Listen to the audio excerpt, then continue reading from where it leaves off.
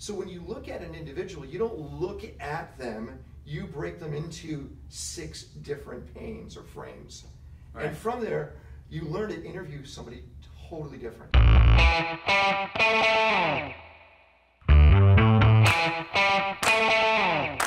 Hey, Dr. Bill here with another amazing Meet the Mentor friend. This will be a good one. I've known Ken now for almost 6 years through a group called Metal, and I'll tell you a little bit about Ken. He started this, it's called Metal, and it's Media, Entertainment, Technology, Alpha Leaders. Metal is a meeting that we go to every Saturday morning. It's local in LA, and it starts around 10 in the morning, and we get great speakers in. Every 6 weeks it's co-ed where we have men and women attend. There's about 1,600 elite Metal networking members who are all top CEOs, VCs, and entertainers and entrepreneurs. Ken has also been profiled on the Wall Street Journal, Fox News, BBC, Wired, BusinessWeek. He's also been a guest and a correspondent on Fox, NPR, and ABC, and was a technology host on CNET. CNET. He's also a board member of TEDx, and he's also a great friend of mine. So it's with great pleasure that I introduce you to my good friend Ken Rutkowski. His business partner and wife, Maya, run Metal. It's an amazing group of men, and like I said, every 6 weeks women come. And if you're interested in that, we'll post it on our website, and you can come and check us out at Metal. Ken, welcome and thank you. 8 years. 8 years we've known each other. Wow. I wanted to add that. And Ken has been at LEAP all 8 years. And not only does Ken come to LEAP, but Ken also has introduced me to probably a third of the mentors that show up at LEAP because they're all Metal guys. So Ken, what are you doing now? Well, and also my son Nikolai has gone to LEAP. He has. Yes, and hopefully he'll be next year at LEAP. Nikolai, hopefully he'll be there. What's your question? What are you doing now? Let's talk about your radio show to start with. So it's a radio and TV show. So what we do is we take people like you that have done some of the most impossible things and made it possible. So it's all around disruption, because you're a disruptive guy, right? I try to be. I don't think you try in a positive way. I think it's natural, and I think disruptive people are disruptive because that's their nature, and they're the ones that are changing the planet. You've talked to Bebop Kresta, who's with the Hyperloop, or you talk to somebody like Dolly Singh, who's creating shoes that feel like Teslas on your feet. They're disruptive by nature, and I want to find those people and I want to tell their stories.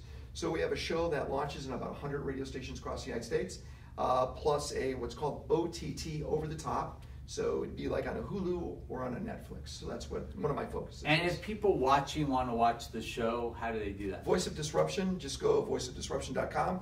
And then I'm also playing in the crypto space, which it's kind of like this, a little roller coaster ride, and I have a show called Coin DMZ, which is right now the #1 podcast for crypto and blockchain. All right, let's dial back, All right. Let's just talk about your career, because you've done a lot of amazing things. I mean, you know, most guys like me grow up and they're a dentist, and then I was kind of lucky because I got to do a little this and a little. You've probably had 20 different careers in your life. I need to say something you said. You were lucky. I don't believe you were lucky. And I wanted to preface that because it's going to go into my direction too.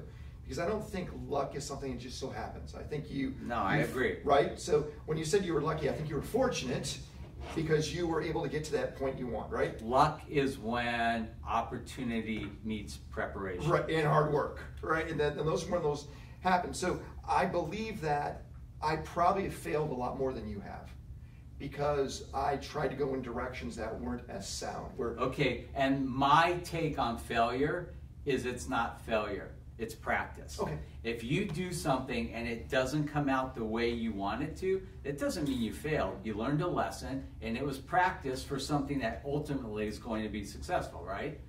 So I wouldn't use it as failure. That's fine. I can accept that. Right? I believe that my success has come from having good teams around me. And when I was more independent, not utilizing the resources of people around me, my practice was a lot higher because I failed more often. Okay, so let's just start in the beginning. When you first graduated college and you started well, working... let's go before that. I went to actually seminary to be a priest. So I went to seminary to become a Jesuit priest. What happened? There's a lot of things you give up as a priest, relationships and income in most respects. And I saw that as being important. So I realized that priesthood wouldn't be right for me. But theoretically, I kind of have my own congregation that meets on a regular basis. No, you do. Yeah. You do. So I didn't do the priesthood, but I ended up becoming a software developer, wrote a tool for a company called Autodesk. And from there, I realized that I wanted to be a radio person. I heard somebody talk about accounting on a radio show, and it was the most mundane, boringest show I've ever heard in my life. And I said to myself, they can do it, I can do it. So I started my radio career in the 90s. And how did you prepare for being on radio? Did you just wing it? Did you take classes? What did you do? Well, let me ask a very simple question of you. Are you in sales? Absolutely. Right. And I think that once we realize that we're in sales, and that's selling ourselves, our knowledge, our ideas, once you embody that, then I think anyone can talk on radio or TV. It's the people that don't feel comfortable that they're selling.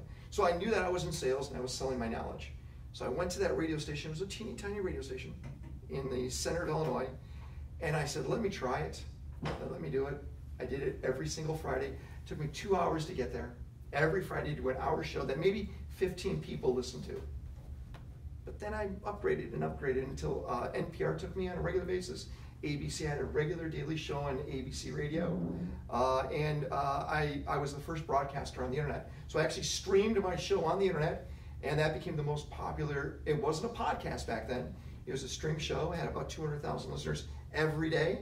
And then I invented the podcast. I developed the tool that all of us use to listen to shows. That's awesome. Never made money on that. Okay, but I don't know if you did this or not, but the first few times that I saw myself on TV, I was mortified. That's how bad it was. So I actually hired a coach to beat me up. I hired a woman, Ramey Warren Black. If you're listening, Ramey, I love you. And we sat, and she would get real people with real stories and say, okay, Dr. Bill, interview this guy.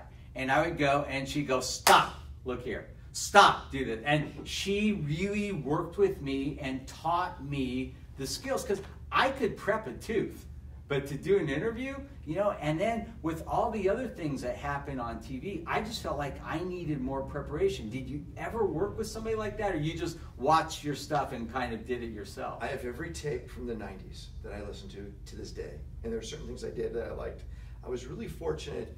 In 1998, I met a guy named Peter Jennings, and he was on ABC. He was the main host, right? And he became my mentor.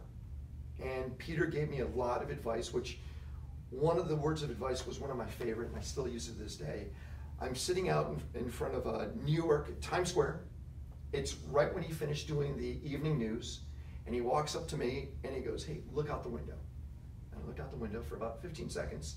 And he says, now look at me, tell me what you saw. And I said, I saw the sign for cats, I saw a big line down there for tickets. And he goes, you're looking at it the wrong way. I go, how else can you look out the window? He goes, look out at it and break it into 6 panes or frames, 3 on top and 3 on bottom, and look out the window.